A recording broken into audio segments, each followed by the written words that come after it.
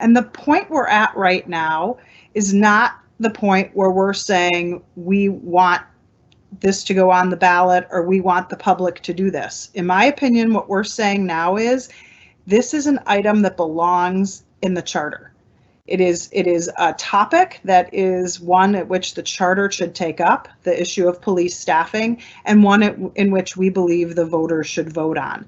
So by seeing unanimous consent, which I believe we'll see today, it's not necessarily a referendum by everybody on whether or not we're going to immediately change the charter. That's not what this does. This is not a unanimous vote to change it.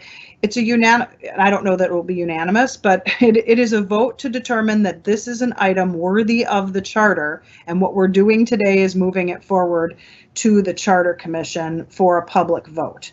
I think it's important for folks to realize that. There are many issues that people would like to bring up on the charter that don't have anything to do with the charter. The example I use all the time is cannabis legalization.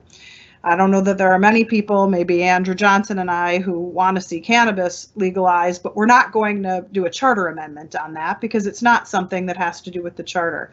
But the makeup of public safety in the city of Minneapolis and MPD in particular is clearly an item for the charter, and changes that need to happen through a charter amendment, and I fully support that. I do believe that the public should have the opportunity to vote on how they view public safety in the city. So I just want to clarify, today's vote is not to do anything other than set up a public hearing for the Charter Commission to take on, to look at the language. They could make changes or not. It will come back to us.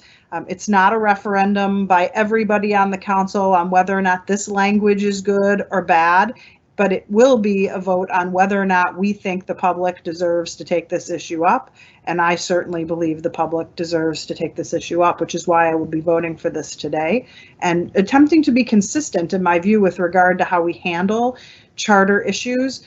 Everyone shouldn't come to us with every policy issue that they want changed unless it has something to do with the charter. The makeup of the MPD does.